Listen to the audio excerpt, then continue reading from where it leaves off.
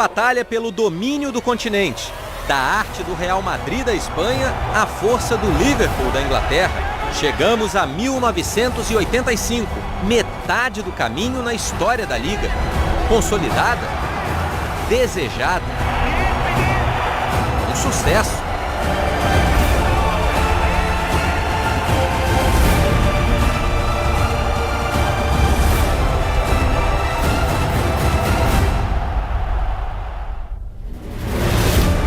Mas essa temporada especial ficaria marcada por uma tragédia.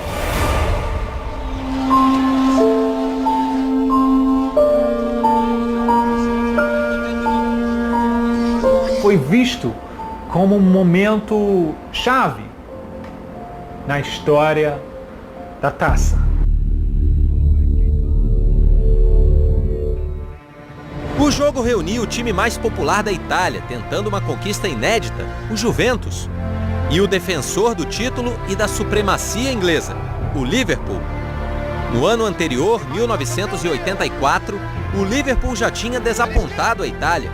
Jogando em Roma, contra o Roma de Falcão e Toninho Cerezo, venceu a decisão nos pênaltis para levantar a taça da Liga dos Campeões pela 4ª vez. Mas o jogo contra o Juventus, a tão aguardada final de 85, quase passou despercebido em Bruxelas. Quase todo mundo que assistiu aquele jogo acabou assistindo aquele jogo sem dar um mínimo para o que aconteceu no campo. A tragédia começou a se desenhar aqui do lado de fora. Naquela noite, o público era de aproximadamente 60 mil pessoas. Mesmo sabendo que já não havia mais ingressos, milhares de torcedores do Liverpool vieram da Inglaterra. Por se tratar de um estádio antigo, com acessos vulneráveis, a invasão foi incontrolável.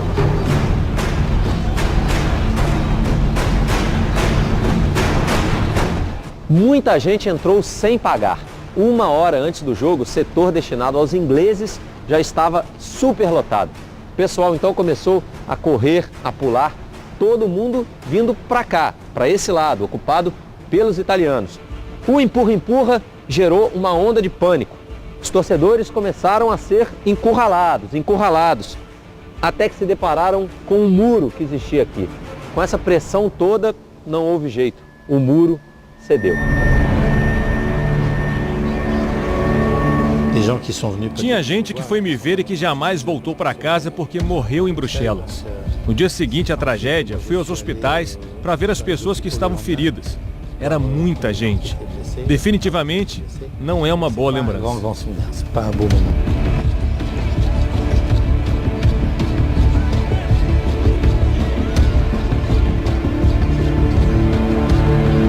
Centenas de pessoas caíram, maioria absoluta torcedores do Juventus, deixando vários feridos e 39 mortos.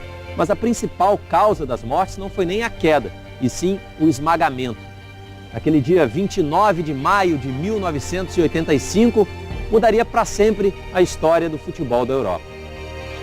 A partida aconteceu. Com um gol de Platini, o Juventus conquistou a taça pela primeira vez. O craque francês, hoje presidente da UEFA, recebeu nossa equipe na sede da entidade, em Lyon, na Suíça, e lembrou o que os jogadores sentiram naquele dia. A gente não tinha muita ideia do que estava se passando. Só depois entendemos que algo terrível tinha acontecido.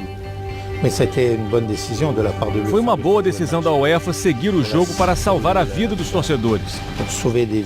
Se parássemos, seria uma tragédia ainda maior. O fato de termos jogado permitiu que se separasse um pouco os torcedores, para que uns partissem antes e para acalmar as coisas.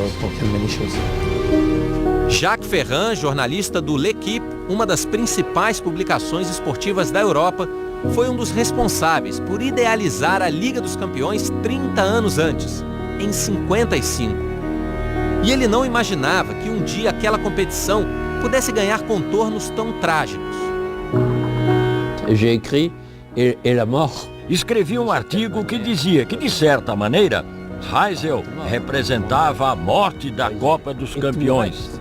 39 mortos tanta gente ferida. Será que valia a pena seguir em frente com um jogo que fazia com que as pessoas se matassem por ele? Os clubes ingleses foram banidos por 5 anos de todas as competições europeias. E coincidência ou não, a Liga teve campeões inesperados nas temporadas seguintes. Em 86, nos pênaltis, o Steaua Bucareste, da Romênia, tornou o jejum do Barcelona, que ainda não tinha vencido a Liga nenhuma vez, ainda mais dramático. O goleiro Dukadam defendeu as 4 cobranças do Barça. Também nos pênaltis, o PSV, da pequena Eindhoven, na Holanda, levou o caneco em 88 ao derrotar o Benfica, que tentava dar uma resposta ao maior rival. Um ano antes, numa conquista com toque brasileiro, a surpresa da Liga tinha vindo de Portugal. A Europa toda dava como favorito o Bayern de Munique, ninguém apostava no Porto. E a gente tinha um time muito bom.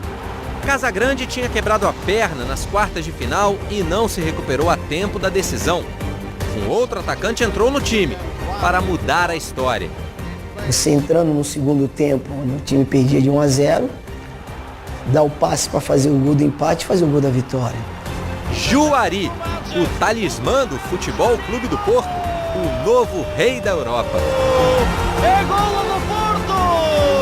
Juari! Olha, se chegasse um vidente, aquilo que fosse, fala assim para mim, você vai jogar assim, assim, tal dia 27 de maio, a final das Copas dos Campeões, vai acontecer assim, assim, assim. Eu não acreditaria.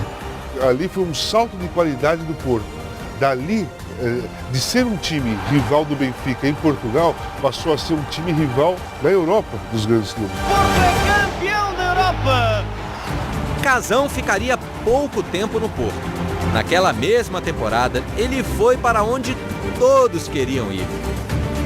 Em meados dos anos 80, a Itália tinha se transformado no Eldorado da bola. O campeonato italiano atraía os melhores jogadores do mundo. Havia times fantásticos. Natural que o clube mais temido e respeitado da Europa naquela época também estivesse aqui.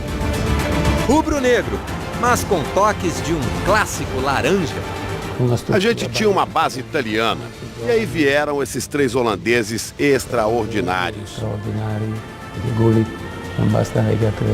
Gullit, Van Basten e Rijkaard foram os únicos no modo de interpretar o futebol, especialmente na parte ofensiva. Até então a gente estava muito mais preocupado em defender.